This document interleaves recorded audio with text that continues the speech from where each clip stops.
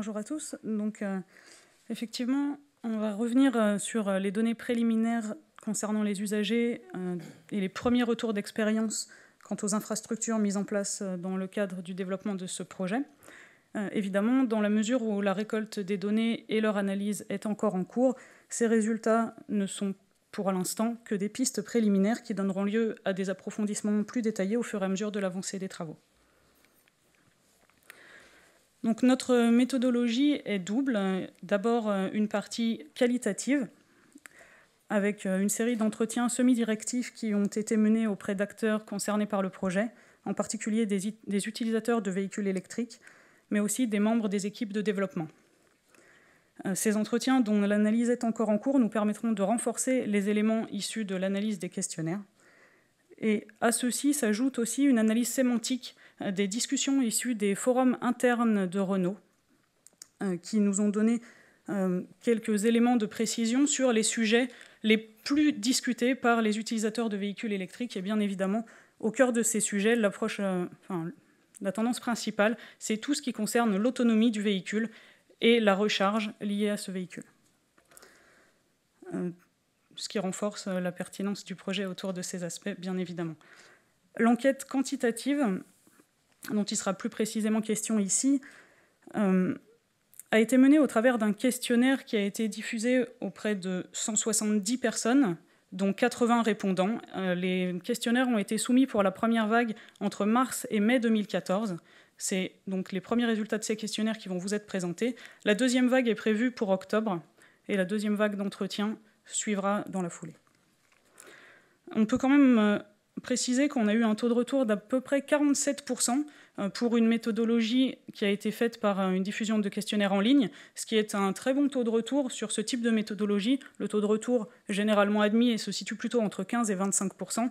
Donc là, on peut constater qu'on a une population qui est quand même particulièrement sensibilisée, avec un certain nombre d'utilisateurs pionniers, et aussi une population captive, puisque les questionnaires ont été diffusés aux employés de Renault.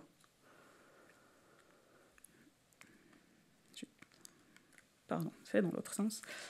Donc notre échantillon se répartit d'une manière à peu près équitable entre trois différents types de sites.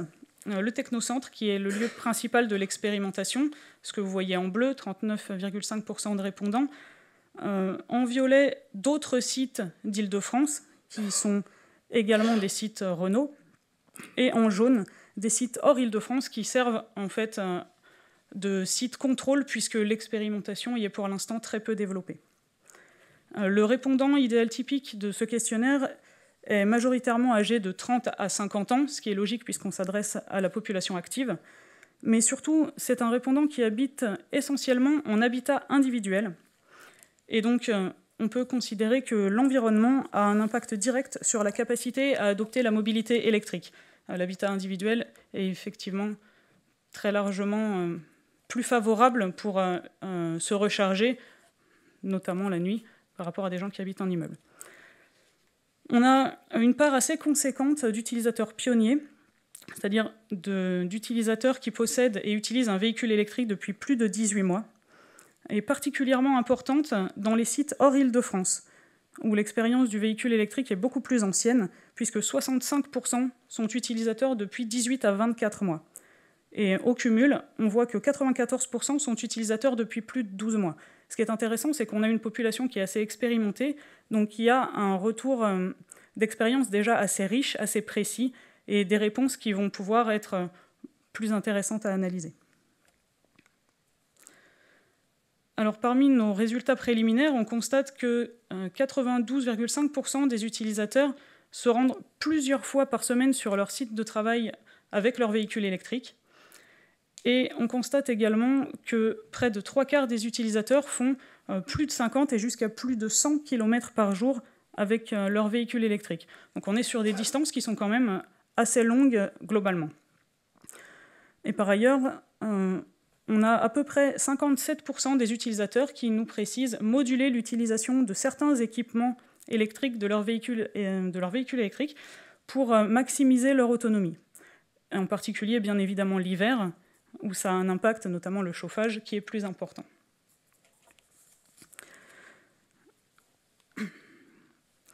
Sur ce slide, vous voyez le moment préférentiel de recharge en fonction du site d'activité. Donc on constate une assez forte disparité des moments privilégiés pour la recharge en fonction du site.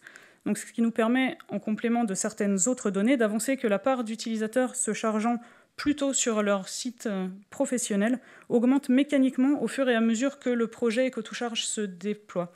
Vous voyez que sur le Technocentre, qui est donc le site le mieux équipé à ce jour, on a 50% d'utilisateurs qui se rechargent plutôt le jour, donc plutôt sur le site du Technocentre. Par contre, hors Île-de-France, donc là où le projet est très peu déployé, vous voyez que ce pourcentage diminue considérablement.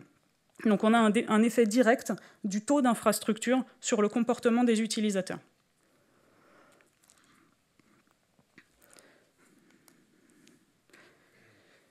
Et enfin, de la même manière, on constate que le taux de satisfaction quant à l'offre de recharge est très directement impacté par le déploiement du projet et des infrastructures d'EcoToCharge, puisque les utilisateurs salariés en Île-de-France sont très largement satisfaits. Vous voyez, 66,7%, 62,1% pour les autres sites en Île-de-France. Donc on est quand même sur des taux de satisfaction très importants. On voit que hors Île-de-France, le taux de satisfaction chute. Là encore, c'est tout à fait logique, les infrastructures sont beaucoup moins développées. Donc à l'heure actuelle, on peut vraiment avancer que le déploiement des infrastructures EcoToCharge permet de réorienter les lieux de charge tout en augmentant la satisfaction des usagers quant à l'accès des infrastructures, leur permettant une meilleure gestion de leur autonomie. Les prochaines investigations devraient nous permettre d'en apprendre plus sur les usages et les attentes des usagers afin d'adapter au mieux les solutions qui leur seront proposées.